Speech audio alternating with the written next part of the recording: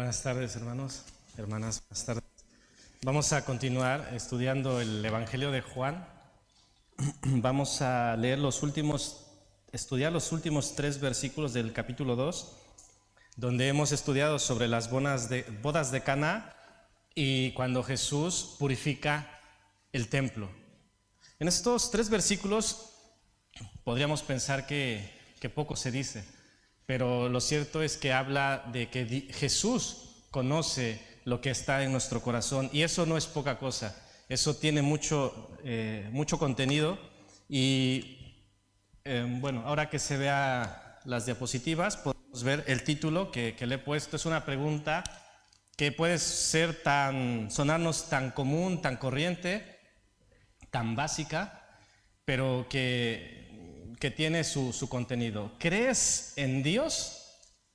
Yo creo que al unísono sería así. Creo en Dios. Pero es muy interesante sobre lo que vamos a estar charlando. Dice que en el versículo 23 dice: muchos creyeron en su nombre viendo las señales que hacía. Pero esta es la parte central de nuestro mensaje el día de hoy. Dice: pero Jesús no se fiaba de ellos porque conocía a todos. Es decir, creían, pero Jesús no creía en ellos. Entonces, si nosotros saliéramos a hacer una encuesta sobre esta pregunta, ¿crees en Dios?, nos toparíamos tristemente en general con 2 opciones, y esto es evidente: los que sí creen y los que no creen. Pero quiero ir un poco más allá, porque hay gente que nos dirá: no creo. Y puede ir un paso más allá y decir: es que ni siquiera me interesa si existe o no. O sea, ya no me planteo creer o no. O sea, no me interesa si existe o no. Pero nos vamos a enfocar en la contraparte, en aquellas personas que dicen: sí, creo, pero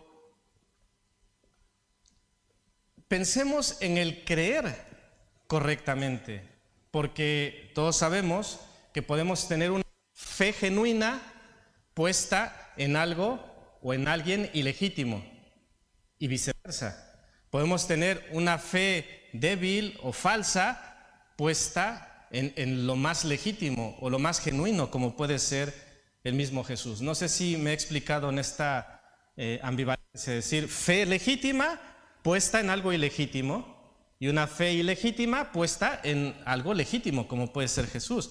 Entonces, son cuestiones que crees, pero ¿crees correctamente? O a lo mejor crees correctamente, pero no estás creyendo en quien debes creer, que para nosotros, lo sabemos, es en Jesucristo. Bueno, estos 3 versículos lo tenemos ahora sí aquí. Estos 3 versículos sirven como transición entre el pasaje del capítulo 2 y lo que va a comenzar en el capítulo 3, que es uno de los capítulos más conocidos de la Biblia. ¿Quién no conoce Juan 3:16? Nadie, ¿verdad? Nadie se anima. Yo creo que todos conocemos Juan 3:16. Entonces es uno de los capítulos más conocidos. Veía a la hermana Alfonso decir: claro, por supuesto, de primero de primaria. Bueno, ciertamente Jesús conocía el corazón de los dirigentes religiosos y de los vendedores que estaban en el templo, como también conocía el corazón de Nicodemo, el personaje que va a salir a continuación en el capítulo 3. Pero esta tarde vamos a hablar sobre fe temporal, fe falsa y la correcta, la fe salvadora. Vamos inmediatamente con la primera, y el texto, al ser 3 versículos, no se nos da muchos detalles, pero ya el versículo 23 dice que la gente creía viendo las señales que hacía. Es decir, no se nos dice como en otros evangelios o como en el mismo Juan se narran otros milagros. Solo se nos dice que hizo señales. Cuando fue a la Pascua a Jerusalén, el Señor hizo señales y la gente creía. pero el propio contexto nos hace pensar que probablemente esta gente, o muchos, la mayoría de esta gente, creía mientras Jesús hacía milagros. Y hablando de señales, que es una forma de decir señal es una forma de decir milagro más mensaje, es decir, las señales de Jesús eran milagros que conllevaban un mensaje, una aplicación. No solo era transformar el agua en vino, ¿no? Sino, ¿qué significaba esto? ¿Qué mensaje estaba proyectando? O el alimentar a tanta gente, ¿no? Por eso hablaba del pan de vida. O sea, el milagro más la aplicación, que es lo que le interesaba también a Jesús. Pero pensando en señales, ¿qué se celebraba? Lo acabo de decir, Jesús había subido a Jerusalén a celebrar ¿qué? La Pascua. Y si alguien recuerda y lo puede decir brevemente, ¿qué era la Pascua? ¿Qué es exactamente lo que celebraban? Sí, la liberación de la esclavitud en Egipto. Y esto me hace pensar en que en esa liberación ¿hubo señales o no hubo señales? Hubo muchas señales, tremendas señales. ¿Alguna que recordéis así muy conocida? Las plagas. Y otra que tiene que ver con un mar abriéndose, que también muy conocida, ¿verdad? Pero esto me hace pensar en que justo en esta celebración donde estaban recordando la Pascua, los milagros, la forma milagrosa en que Dios les liberó, pues Jesús viene, el Hijo de Dios, y está en medio de ellos y hace muchas señales. Así como Dios se autentificó en el pasado con grandes señales, prodigios y milagros para que su pueblo viese su mano poderosa, pues muchos años después viene el mismo Dios encarnado y hace señales delante de ellos. Es decir, el poder de Dios era en el pasado en Egipto, era en el tiempo de Jesús y es y será por los siglos de los siglos. Pero también al pensar en la salida en Egipto y recordar las señales, también recuerdo que a veces escaseaban cosas. Escaseaba, por ejemplo, el agua, escaseaba la carne. ¿Y qué reacción tenían los israelitas? Rebeldía. Y volteaban hacia atrás y decían, es que allá teníamos comida, es que allí estábamos bien. Cuando no estaban bien, si vamos al relato bíblico, se quejaban, estaban desesperados y clamaban a Dios por libertad. Pero ahora que les había libertado, pues ahora ellos estaban inconformes. Y es solo un paralelismo de cómo mientras estaba el milagro, mientras estaba la señal, creían. Pero ¿qué pasa cuando la señal o el milagro no estaba tan evidentemente o tan a la vista? Pues Jesús, dice el versículo 24, pero Jesús mismo no se fiaba de ellos. Y esta idea, este concepto, no es ajeno al resto de la palabra, porque ya lo dice Lucas 8:13 en una parábola muy conocida. Dice la parábola del sembrador, los de sobre la piedra son los que, habiendo oído, reciben la palabra con gozo. Pero estos no tienen raíces, creen por algún tiempo y en el tiempo de la prueba se apartan. Es decir, creen por un tiempo, fe temporal. Tristemente, hermanos, existe este tipo de fe, una fe que es temporal. Y ciertamente es una fe que puede engañarte a ti y a mí, pero que no puede engañar a Dios. Así que este tipo de fe no es la salvadora. Este tipo de fe no es la que todos queremos. Es una fe que necesita ver para creer. Es una fe que si no ve, no cree. Y que cuestiona y que negocia con el Señor. Decir, necesitas hacer esto para que yo haga lo otro. Y así no funciona. Ese tipo de fe, dice el versículo 24, que Jesús no se fiaba de este tipo de gente. Así que no debemos tener este tipo de fe. Fe falsa, sé que este concepto puede sonar muy fuerte, ¿no? Puede sonar demasiado. pero ciertamente es un concepto que no es ajeno al relato bíblico. Había gente que creyó o pensaba que había creído correctamente, sino que creyeron a su manera. Dice el versículo 23, muchos creyeron en su nombre. ¿Qué pensaríamos de esta expresión? Hubo una predicación y muchos creyeron en su nombre. ¿Nos daría gusto? Yo creo que sí, ¿no? Muchos creían o creyeron en su nombre. Pero lo lamentable es que esto no termina allí, sino que Jesús no creía en ellos. Ellos creían en Jesús, pero Jesús no creía en ellos. Dice sobre esto un comentarista, una cosa es responder a un milagro y otra muy diferente, entregarse a Jesucristo y permanecer en su palabra. Luego entonces, ¿es posible creer y no ser salvo? ¿Qué diríais? Poned atención en esto que hice. ¿Es posible creer y no ser salvo? Suena un poco confrontante, porque dice la palabra que si crees, eres salvo. Y luego entonces, esta gente creía y no era salva. Hay una contradicción en la Biblia. ¿O qué pasa? La Biblia no se contradice, simplemente tenemos que entender bien a qué se refiere cuando dice creer. ¿Al creer de la Biblia o al creer mío? A lo que para mí significa creer. Porque nosotros manejamos conceptos de varias cosas. Es decir, yo puedo decir el amor de Dios es esto, y yo creo mi concepto, mi idea de lo que es el amor de Dios. Pero esa idea puede que no encaje con la idea bíblica del amor de Dios. Entonces es ahí donde está el problema. No, el problema no está en la Biblia, el problema está en lo que yo he entendido que es el amor de Dios. El problema está en lo que yo he entendido lo que es la salvación. El problema es en lo que yo he entendido es la fe, en lo que yo he entendido que es creer. ¿Por qué digo o hablo sobre la fe falsa? Hay muchos pasajes, pero uno quizá de los más evidentes es Mateo 7, 21 al 23. Dice, no todo el que me dice Señor, Señor, entrará en el reino de los cielos, sino el que hace la voluntad de mi Padre que está en los cielos.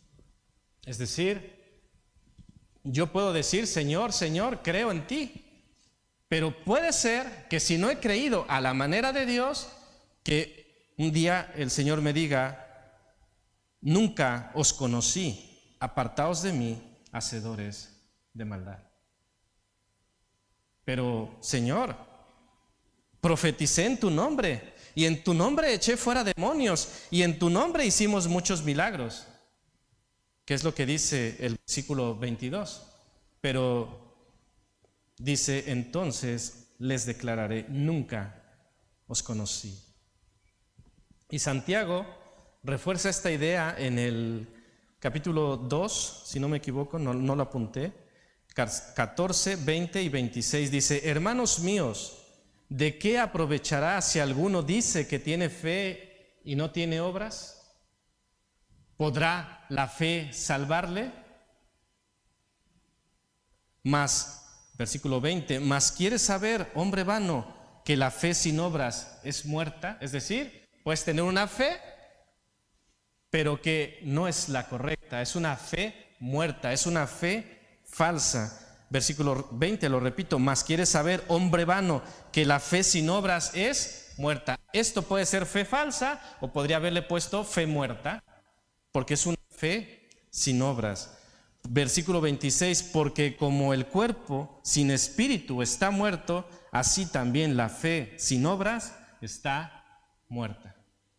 Entonces, existe la fe temporal y existe la fe falsa o la fe muerta. Es una fe que es oral, es decir, yo tengo fe, pero no tengo obras. Tengo fe, creo en Dios, puedo decir cosas maravillosas, pero mi vida no respalda lo que dice mi boca.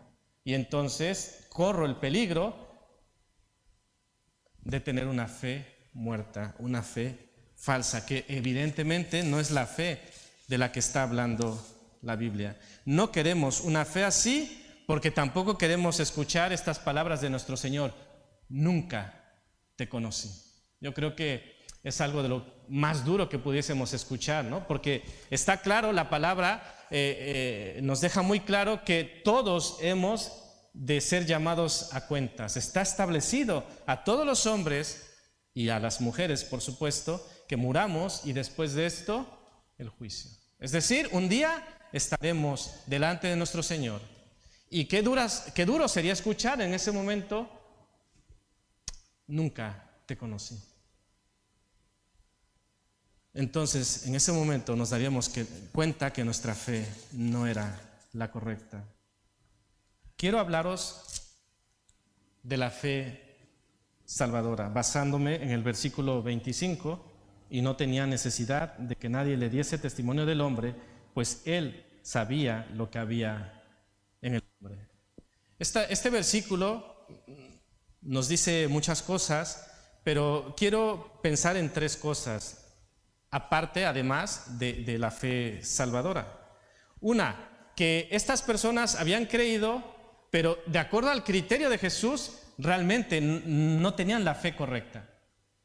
Es decir, en su corazón había un error. Es decir, yo creo en Jesús, creo en su nombre, pero Jesús dice: no, te voy a decir que no. Es decir, estás equivocado. Y esto es muy respaldado por Jeremías 17:9, es engañoso, es el corazón más que todas las cosas y perverso. ¿Quién lo conocerá? Y me encanta esta pregunta porque solo alguien puede conocer el corazón. Si tuviéramos que responderle a Jeremías, ¿quién conocerá el corazón del hombre? ¿Qué diríamos? Dios. No olvidéis esto porque lo conectaremos más adelante. El único que puede conocer el corazón del hombre es Dios. El relato bíblico de hoy que nos dice que ¿quién conocía el corazón de los hombres? Jesús. Entonces, ¿qué pasa ahí?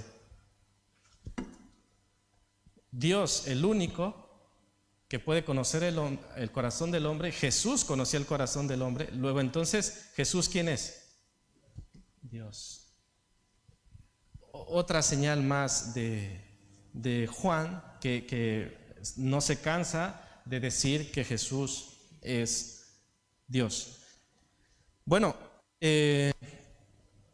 respaldando esta idea, os quiero leer en el primer libro de Reyes, capítulo 8, 39, cuando Salomón estaba dedicando el templo que había construido a Dios, decía las siguientes palabras: tú oirás en los cielos, en el lugar de tu morada, y perdonarás, y actuarás, y darás a cada uno conforme a tus caminos, cuyo corazón tú conoces. Salomón le dice a Dios: Señor Dios, tú conoces el corazón de los hombres. Y más adelante, bueno, en esto Salomón diciéndoselo a Dios, pero en Apocalipsis 2 ya no está hablando, dijéramos, de Dios Padre, sino está hablando de Jesús. Y dice así, Apocalipsis 2, 18 y capítulo 23, y escribe al ángel de la iglesia en Tiatira, el Hijo de Dios. ¿De quién está hablando? Del Hijo de Dios, de Jesús, el que tiene ojos como llama de fuego y pies semejantes al bronce bruñido. Dice esto. O sea, Jesús, el Hijo de Dios, dice esto: y a sus hijos heriré de muerte, y a todas las iglesias sabrán que yo soy el que escudriña la mente y el corazón, y os daré a cada uno según vuestras obras. ¿Quién está hablando y quién es el que escudriña la mente y el corazón de los hombres? ¿Lo habéis conectado? Jesús escudriña y conoce el corazón de los hombres. Y Salomón le había dicho a Dios: tú eres el único que conoce el corazón de los hombres. Entonces, es maravilloso cómo Juan reitera la divinidad de nuestro Señor Jesús. Y ahora vuelvo a la pregunta. ¿Podéis imaginaros, podéis pensar por qué Jesús no se fiaba de ellos?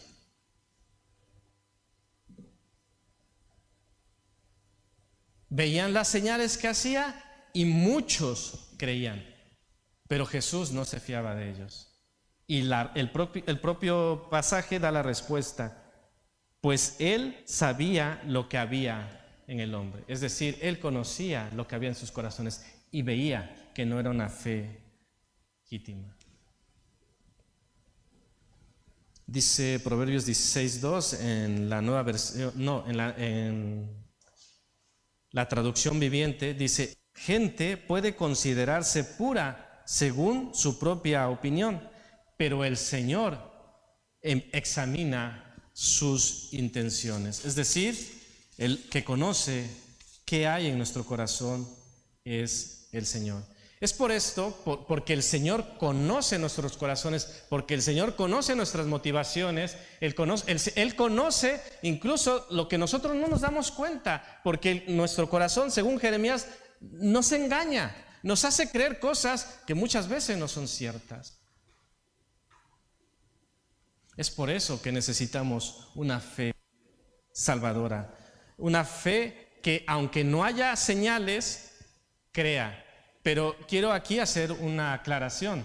Cuando digo que no haya señales, me estoy refiriendo a estas señales quizá extraordinarias, porque debemos decir que señales que nosotros no consideramos extraordinarias, pero lo son, señales extraordinarias y maravillosas de nuestro Dios hay todos los días. ¿Estáis de acuerdo? Es decir, a veces nosotros quisiéramos, no sé, que descendiera del cielo algo. Pero todos los días desciende el calor, desciende la luz, el aire. O sea, hay milagros que hemos dejado de considerar milagros. Pero las maravillas y señales de nuestro Dios están allí. Lo que sucede en ocasiones es que no las vemos o posiblemente también no querramos verlas. Entonces, una fe salvadora es aquella que se apega al concepto, a la idea que Dios quiso plasmar en su palabra. Es decir, cuando Dios habla de fe, cuando Dios habla de creer, tiene una idea, algo que transmitir. Y dice, eso es a lo que yo me refiero con fe, esto es a lo que yo me refiero con creer. Y si tenéis esa fe, entonces seréis salvos, si creéis en Jesucristo. ¿Cuál es esta fe? ¿A qué fe me refiero? ¿A qué concepto de creer? Hace rato mencionaba el conocido versículo 16 del capítulo 3, porque de tal manera, ¿qué sigue diciendo? Amó Dios al mundo, que ha dado a su Hijo unigénito para que todo aquel que en Él cree no se pierda. Muy bien. Dice, para que todo aquel que en Él cree. Y es allí donde está esta parte y que posiblemente la veamos en el siguiente pasaje, capítulo 3, más a fondo. Pero quiero que pensemos, Él dice que todo aquel que cree en Jesús será salvo. Y si vemos este pasaje, había gente, dice versículo 23, muchos creyeron en su nombre, es decir, creían en Jesús. Y Juan 3:16 nos dice que todo aquel que en Él cree tenga vida eterna. No se contradice, simplemente el creer de Juan 3:16 es la idea correcta, la idea que debemos entender, y es la fe salvadora que debemos tener. Y la fe que tenían en Juan 2:23 era o falsa, o era temporal, o era débil, pero no era la fe de la cual hablaba el Señor Jesús. Porque por gracia sois salvos por medio de la fe. Somos salvos por gracia por medio de la fe en Jesucristo. Es decir, sí, la fe salva, la fe en Jesucristo salva. El creer en Jesucristo salva, pero por eso es importante, lo que vamos a ver adelante, necesitamos reentender o recordar lo que significa creer correctamente. Porque si no, hay un texto que conocemos mucho que dice que los demonios creen y tiemblan. Dices, hombre, esto de creer ya me estoy enredando. Todo el mundo cree, pero no todos son salvos. A los demonios creen y tiemblan. Entonces, por eso quiero que pensemos en estas conclusiones. Yo creo que después de todo esto, de tanto hablar de creer, necesitamos decir, bueno, ¿y entonces qué es creer? Porque dice la palabra en Hechos 16, Pablo al carcelero de Filipos le dice, cree en el Señor Jesucristo y serás salvo. Y podríamos seguir teniendo problemas, pero ¿por qué le dice que crea en Jesucristo y será salvo? ¿Y por qué los de Juan 2:23 creían en Jesucristo y no fueron salvos? Porque era un creer distinto. ¿Cómo es esto posible? Bueno, hemos hablado de distintos tipos de fe, distintos tipos de creer.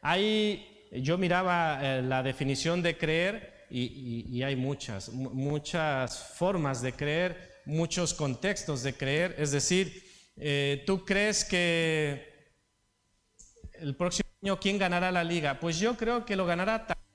Estás ocupando creer, pero es un creer un poco relativo, como da igual, si logro adivinar, pues genial, y si no, no pasa nada. Es decir, depositas un poco de fe, pero es en algo que es un poco irrelevante.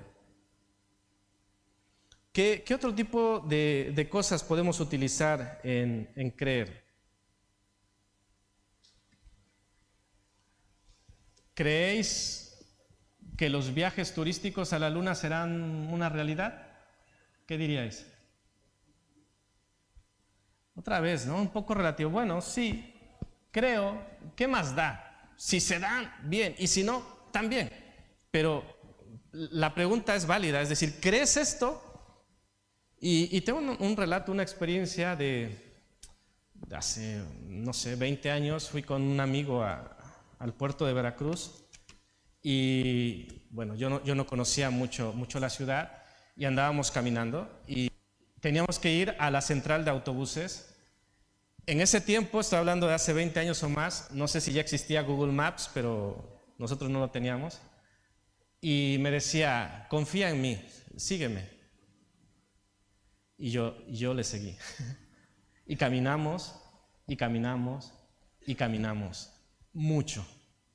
Al final llegamos, pero seguro que dimos más vueltas de las que debíamos.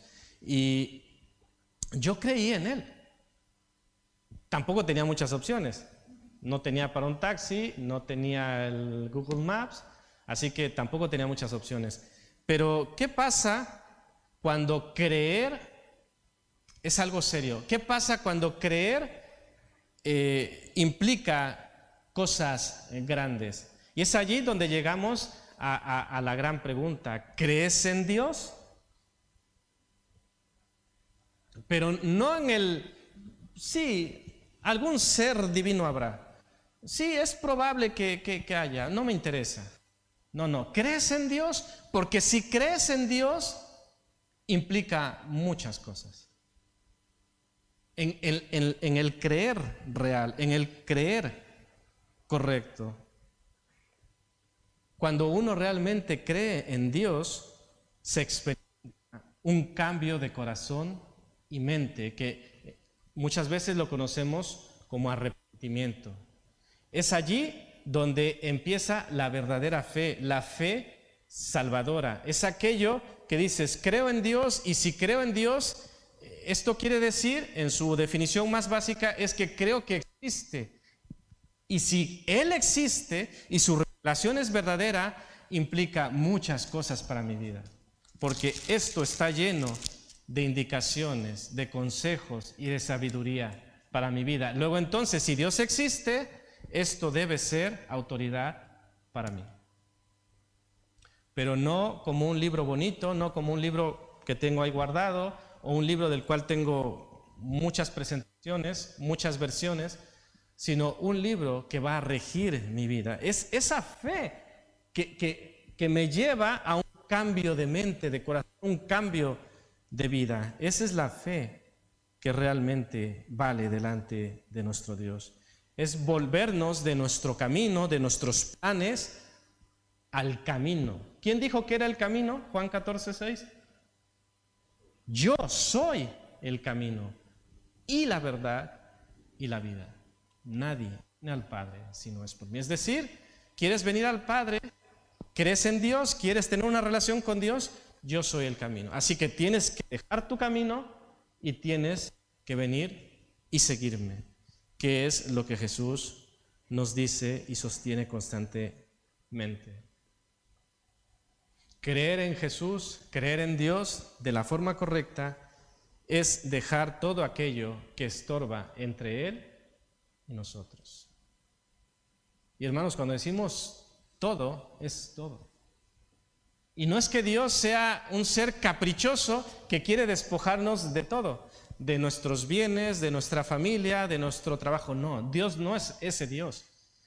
Lo que sí quiere Dios es que le demos lo que tenemos y solamente para que Él nos lo devuelva mejorado.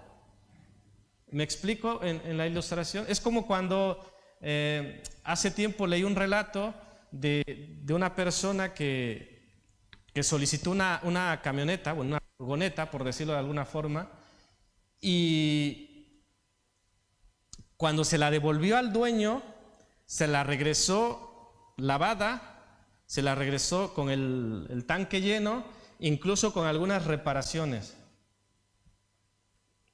¿Fue bueno para el propietario prestar esta furgoneta? ¿Fue bendecido? ¿Qué diríais? Sí, ¿no? Pues perdonad la comparación, pero es un poco lo que pasa con Dios. Si yo le entrego mi vida, Él me hace vivir con plenitud. Si yo entrego mi familia, Él me enseña a amar a mi familia como Él me ama a mí. Si yo le entrego mis bienes, mi trabajo, Él me bendice en sobremanera. Entonces, no es un Dios caprichoso, solo es un Dios que quiere que vivamos plenamente, porque así nos ha creado y tiene un propósito. Creer en Dios no es decir, Señor, hágase tu voluntad, pero que no pase de cierta hora o que no sea tal fecha porque tengo planes. ¿Me explico? O sea, lo que quiero decir es, no puedo decir, Señor, Señor, hágase tu voluntad, pero luego yo ya tengo mi voluntad, yo ya tengo mis planes. A veces mis planes irán conforme a lo que Dios quiere, pero habrá ocasiones en que mis planes, por muy buenos que parezcan, por muy deseables que parezcan, no tienen o no van con el propósito de Dios para mi vida.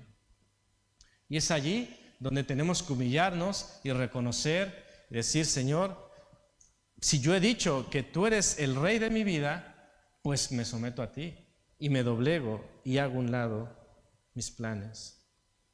Así que creer en Dios, si podemos decirlo de esta forma, no es tan sencillo. No es solo creer en el sentido de, ¿crees que hay, veía yo el dato, ¿crees que hay 1.400 millones de, ¿sí? 1.400 millones de chinos? ¿Creéis que hay 1.400 millones de chinos?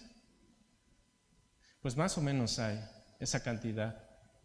Pero no es ese creer, porque diríamos, bueno, si los hay, no los hay, ¿qué más da? Estamos hablando de un tipo distinto de creer, de algo que nos compromete, de algo que nos cambia la vida. Es decir, estoy pensando en algo drástico y pienso en una guerra. ¿Crees en una guerra? Podríamos decir, ojalá que no. Pero cuando llega un momento, no sé, ¿alguno de nuestros hermanos que está aquí ha vivido una guerra? ¿Habéis vivido el franquismo, no? Algo parecido a una guerra. Sí, Eliseo. Has estado allí, ¿no? Bueno, no sé si alguien ha estado algo cercano a lo que es una guerra, pero pensar en esto, cuando ya no se trata si crees o no, sino cuando es una realidad. Y esa realidad te cambia la vida. Es decir, si hay una guerra, si hay una crisis económica, bueno, mejor ejemplo, si hay una pandemia, mucho se manejaba que los que creían y los que no creían, ¿cierto? Y el hecho de que creyeran o no creyeran cambió la verdad, la realidad, no. Creyeras o no creyeras, nos confinaron. Creyeras o no creyeras, teníamos que seguir las reglas. Creyeras o no creyeras, nos estamos vacunando. Entonces, es allí donde dices, ¿crees o no crees? Perdonadme, no importa tanto, entendedme lo que quiero decir. La realidad es la que es. En este caso, y respetando las distancias, ¿crees en Dios? Mejor que sí, porque Dios existe, porque Dios es real, porque Dios ha venido a esta tierra en Jesucristo a salvarnos y porque Él volverá. Entonces, si crees, genial, y si no crees, de todos modos, verás que esto es real y es mejor estar preparados para ese momento.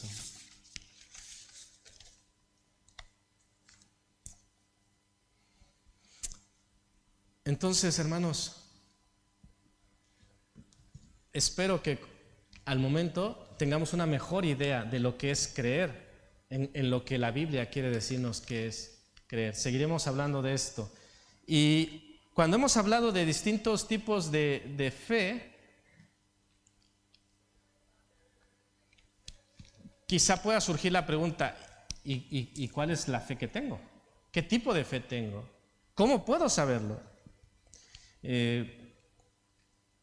Las imitaciones, las réplicas han mejorado mucho en cuanto a calidad. Hay objetos, no sé si se os ocurre alguno, que no podemos distinguir si es original, si es legítimo o es una copia. ¿Tenéis algo en mente? Un billete, un muy buen ejemplo. A veces son idénticos. ¿Qué se necesita? Se necesita algo, hay unas máquinas que ya tienen luces ultravioletas, me parece, y estos son los que revelan lo verdadero. Pero a simple vista, o a lo mejor los expertos que palpan, que dicen aquí, o ven a trasluz, pueden saber. Pero dijéramos, los que no somos expertos, nos dan un billete y decimos, lo paso como verdadero. Es decir, no nos damos cuenta. Entonces, si no somos expertos, se nos puede colar una fe que no es verdadera, una fe que es débil, una fe que es temporal. Entonces, ¿cómo puedo saber si mi fe es temporal? ¿Cómo puedo saber si mi fe es débil? ¿O cómo puedo saber si mi fe es verdadera? Bueno, he dicho que el que conoce los corazones es Dios, pero aunque Él es el único que conoce los corazones, no por ello nos ha dejado unos indicadores de cómo podemos conocer qué es lo que hay en nosotros. Dice Mateo 7, a partir del versículo 15, dice, cuidaos de los falsos profetas. Vienen a vosotros disfrazados de ovejas, pero por dentro son lobos feroces. Y aquí viene lo importante, por sus frutos los conoceréis. ¿Acaso se recogen uvas de los espinos o higos de los cardos? Del mismo modo, todo árbol bueno da fruto bueno, pero el árbol malo da fruto malo. Versículo 20, así que por sus frutos los conoceréis. Es decir, ¿cómo sé qué tipo de fe tengo? ¿Qué diríamos? Frutos. Esto es lo que va a revelar. ¿Cómo sé? Bueno, los que no somos expertos en árboles, ¿cómo sé que es un nogal? ¿Cómo sé que a veces tenía un profesor que era experto en árboles y decía, este es un... es que ni siquiera sé nombres de árboles. Un roble. ¿Qué más? Ayúdame. Bueno, sí. Bueno, el olivo ese sí es más. Los pinos, los olivos, sí les conozco. Pero hay otros árboles que son un poco, que yo los veo igual y no distingo. Entonces, pero bueno, este profesor era muy bueno decir, este árbol se llama así. Yo decía, vale. Y estaba al lado otro y me decía, y su nombre de este es tal. Y yo los veía prácticamente iguales. Pero en este caso, ¿cómo puedo conocer cuál es mi fe? Y sin duda, el experto en esto es la palabra de Dios. Quiero hacer una aclaración, hermanos. El hecho de intentar conocer qué tipo de fe tengo, que esto no se tome como una herramienta para medir la fe del que está al lado mío o el que está atrás de mí, ¿vale? Esto no se trata de decir, uy, ya viste, el hermano fulano, su fe es muerta, o su fe es débil, o su fe es temporal. No, esto es para un examen, esto es para que yo analice mi propia vida. No os voy a dar las citas, creo que... no. Las voy a mencionar, pero os voy a decir 5 tipos de frutos: fruto de arrepentimiento, fruto de buenas obras, fruto de labios, fruto de justicia y quizá uno de los más conocidos, fruto del Espíritu Santo. Bueno, fruto de arrepentimiento, Mateo 3, 7 y 8. Esto habla, lo que mencioné al principio sobre arrepentimiento, es apartarnos intencionadamente y sostenidamente de todo mal. Es decir, si yo tengo una fe genuina, esa conversión, esa vida nueva en Jesucristo, va a hacer que yo de manera sostenida e intencional me aparte de lo que es malo. ¿Caeré? Sí. ¿Tendré tentación? Sí. Pero mi vida ha cambiado. Entonces me aparto intencional y sostenidamente de lo que es malo. Sobre todo aquellas cosas que solía practicar, sobre todo aquellas cosas que para mí eran normales y que yo practicaba con naturalidad. Y es decir, ahora el Señor en esa nueva vida me dice, ya no vayas por ese camino, ya no vas a ir por allí. Fruto de buenas obras se menciona como tal en Colosenses 1:10. Las buenas obras, como nos ha dicho Santiago, son una prueba natural de lo que es una fe verdadera. Es decir, una de las pruebas más fáciles y más comunes de conocer si mi fe es genuina son las buenas obras. Y podréis decir, bueno, es que yo conozco un montón de gente que hace buenas obras y no es ni creyente en Jesucristo, y eso es cierto. Tienen la imagen de Dios. Como seres humanos tenemos la imagen distorsionada en muchas ocasiones, pero al final tenemos la imagen de Dios. Y aquella gente que hace buenas obras sin creer en Jesucristo está reflejando la imagen de Dios, haciendo buenas obras. Pero aquí no estamos hablando de eso. Lo que estoy hablando de alguien que ha creído en Jesucristo, que ha puesto su fe en Él y que no tiene buenas obras. Dice Santiago, esa fe es muerta. Entonces, el fruto de las buenas obras, sobre todo, como decía en el caso anterior, de aquello que no solíamos hacer, es una prueba, es una señal de que tenemos una fe genuina. Fruto de labios, Hebreos 3:15, de la abundancia del corazón. No dice esto Hebreos, solo estoy parafraseando. De la abundancia del corazón habla la boca. Es decir, nuestra boca va a reflejar el tipo de fe que tenemos, lo que está en nuestro corazón. Entonces, esto nos es por señal. ¿Qué hablo? ¿De qué suelo hablar? ¿Qué suele salir de mi boca? ¿Hablo como antes o ha cambiado? Ha cambiado. Entonces, esto es una señal de que algo ha pasado en mi vida. Fruto de justicia, Filipenses 1:9 al 11. Es decir, con mi nueva fe en Jesucristo, la verdadera, la legítima, hará que yo desee lo que es justo, hará que yo desee hacer lo bueno, hará que yo desee, incluso cuando haya un beneficio evidente por saltarme las normas, yo diré no, porque lo correcto es no hacerlo de esta forma. Que la otra forma va a ser más dura, que la otra forma va a ser más difícil, no importa. Lo que importa es que es la manera correcta. Es un fruto de justicia que surge de un corazón entregado al Señor. Y bueno, ¿qué decir del fruto del Espíritu? Gálatas 5, 22 y 23. Es contundente. El fruto del Espíritu: amor, gozo, paz, paciencia, benignidad, bondad, fe, mansedumbre y templanza. Entonces, si esto abunda en nosotros, si esto es lo que suele haber en nuestras vidas, estamos hablando de una fe genuina, estamos hablando de una vida transformada, de una vida que se ha entregado a Cristo, que ha habido una verdadera entrega, un verdadero arrepentimiento. Allí ha sucedido la salvación. Y después de todos estos frutos, de todas este análisis, preguntarnos, ¿cuál es el resultado del test? ¿Hemos dado positivo? ¿Hemos dado negativo? ¿Cuál es el resultado? ¿Qué tipo de fe tenemos? Y esto no es, si el test no ha salido muy bueno, no se trata, el mensaje no es para deprimirnos, el mensaje no es para decir, uy, qué malo soy. El mensaje es para hacernos ver que Jesús nos conoce y que Jesús quiere tener una relación con nosotros, y que si nos dice las cosas tal como son, es porque quiere que conozcamos la verdad, es porque quiere que sepamos cuál es nuestra condición. ¿Para qué?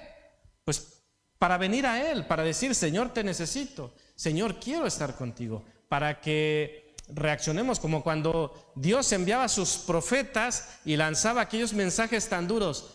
¿Para qué los hacía? ¿Para qué les hablaba así a su pueblo? De hecho, ¿cuál era parte del mensaje de los profetas muchas veces?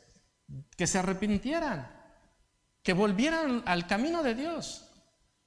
Entonces, si resulta que el test a nuestras vidas resulta que no tenemos esa fe que deberíamos tener, simplemente es un llamado de nuestro Dios amoroso hacia Él. Finalmente vamos a hablar de Jesús te conoce, que es lo que dice el versículo 25, y no tenía necesidad de que nadie le diese testimonio del hombre, pues Él, Jesús, sabía lo que había en el hombre. Jesús conoce lo que hay en el hombre, Dios conoce lo que hay en el hombre. ¿Y qué es lo que dice la palabra acerca de ti y de mí? En el estado natural, Romanos 3, 10 en adelante dice, como está escrito, no hay justo ni aún uno, no hay quien entienda, no hay quien busque a Dios.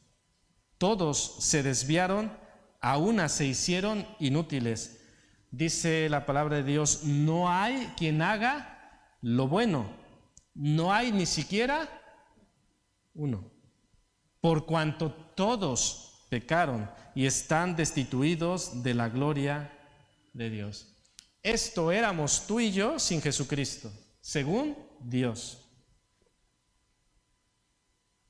Cuando dice que Dios nos conoce, ¿cuál es la versión de Dios sobre nosotros?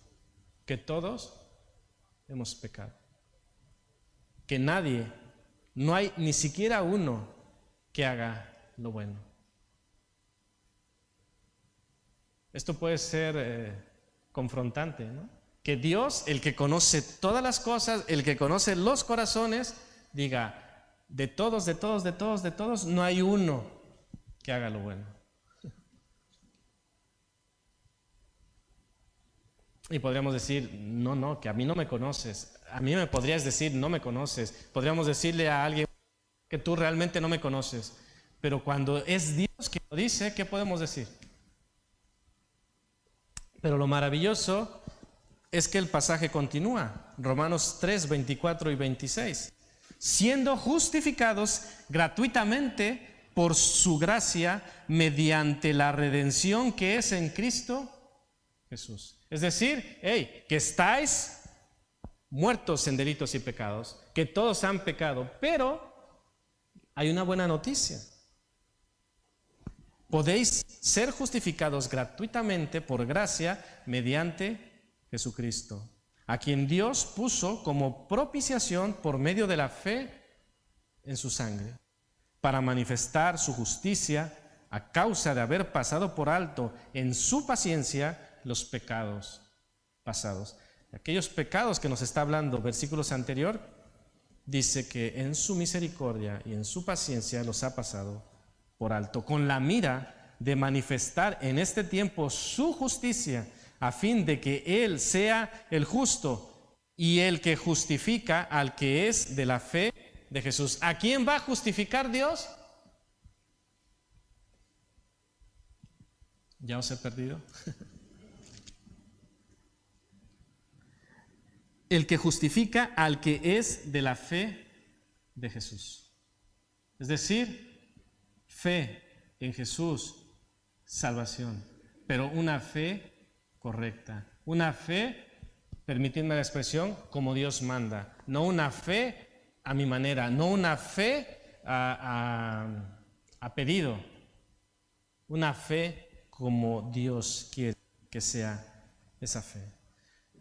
Hermanos, creer en Dios es no solo puntual, sino seguir creyendo cada día, creyendo cada día en Dios, seguir buscándole cada mañana, escuchar con atención, deleitarnos en su palabra, es hacer diligentemente lo que Él nos dice. Si yo voy a su palabra día con día y Él me da un mensaje, yo voy y lo pongo en práctica día con día, diligentemente, sostenidamente, intencionalmente. Esto es creer en Dios y es como Dios transforma nuestras vidas, porque muchas veces decimos que yo creo en Dios, pero mi vida no cambia. Claro, pone en práctica lo que Él dice. Es que yo creo en Dios, pero todo sigue igual. Bueno, acciona, haz caso a lo que Él te dice, pero es que no lees. Pues entonces, ¿cómo vas a saber qué quiere Dios para tu vida? Cada día tiene un mensaje para nosotros y es la forma en que Él nos va transformando. Hermanos, la Biblia es muy clara y muy contundente en el propósito que tiene Dios para nosotros. Hemos sido creados para su gloria. ¿Qué es esto? Para glorificar a Dios necesito conocerle y necesito revelarle, que la gente pueda ver a Dios a través de mi vida, que la gente pueda ver a Dios a través de su iglesia. ¿Qué es lo que hizo Jesús? Jesús vino y dijo: quien me ha visto a mí, ha visto al Padre. Es decir, Jesús encarnado reveló al Padre tal como Él es. Y es, en cierta forma, lo que nosotros tenemos que hacer, con sus diferencias y con todo respeto, porque Jesús es el Señor, pero ciertamente tú y yo tenemos que conocer a Dios de tal manera que le reflejemos y que la gente pueda conocerle, no solo a través de su palabra, que sí, pero también a través de nuestras vidas. Hermanos, Jesús te conoce, Él conoce lo que hay en ti. Creámosle a Él. No me creáis a mí, pero creed en el Señor, creed en su verdad, creed que Él vuelve pronto y que debemos estar preparados, debemos estar velando y repito, debemos estar creyendo cada día. Así que con todo esto en mente podemos quedarnos con la pregunta: ¿crees en Dios? Que el Señor os bendiga.